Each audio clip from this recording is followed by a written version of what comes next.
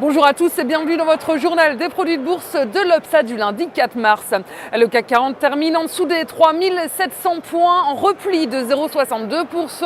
La semaine dernière a été particulièrement perturbée par le résultat des élections législatives en Italie où aucune majorité stable n'est ressortie au Parlement ou au Sénat.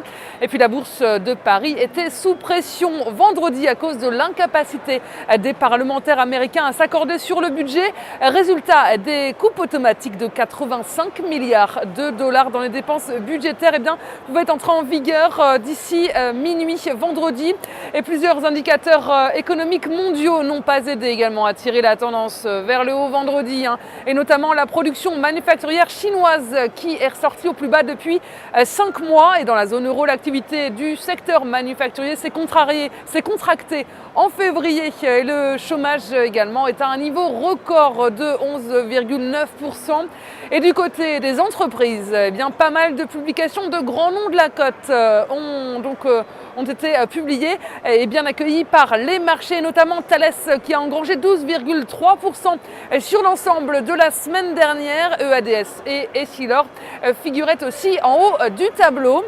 Et Wall Street tient bon malgré la menace des fameuses coupes budgétaires et a clôturé en légère hausse. Les opérateurs américains se sont montrés très prudents tout au long de la séance alors que les coupes budgétaires aux États-Unis devaient entrer en action avant minuit. Et pour rappel, on le disait tout à l'heure, ce sont 85 milliards de dollars de coupes automatiques dans les dépenses budgétaires des États-Unis qui pouvaient prendre effet vendredi puisqu'aucun accord n'a été trouvé. Et Barack Obama s'est bien sûr exprimé sur la situation budgétaire du pays. Et pour que la rigueur s'enclenche, il fallait une signature du président qui était a priori attendue après la fermeture de Wall Street. Et à partir de là, le processus de séquestre serait mis en vigueur. Et tout cela a évidemment pesé sur la tendance. Et plusieurs bonnes nouvelles sur le front économique sont venues compenser cette menace. L'indice IFM manufacturier américain et l'indice de confiance du Michigan ont dépassé les attentes et la hausse des ventes de voitures et la reprise de l'immobilier américain ont également soutenu les indices américains. Et du côté des valeurs, Best Buy a terminé stable après la publication de résultats supérieurs aux attentes sur le quatrième trimestre. Salesforce, le groupe de software américain, a pris 6% suite à des ventes et à des bénéfices supérieurs aux attentes. Et Groupon a rebondi de 7% après une chute de 26% et après avoir débarqué son président.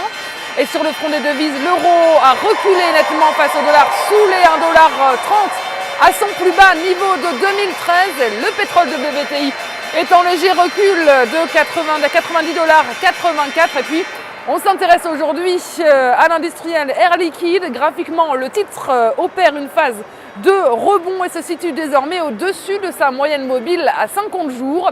Et par ailleurs, l'indicateur de tension RSI accélère à la hausse. Il est soutenu par une droite de tendance haussière ascendante et une nouvelle accélération haussière est privilégiée tant que le support à 91,70 € n'est pas enfoncé en dépassement des 100 € visés les plus hauts de 2012 à 102,30 €.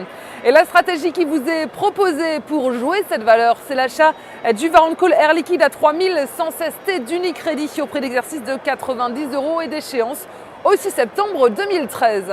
Voilà, c'est tout pour aujourd'hui. Passez une très bonne journée. On se retrouve demain.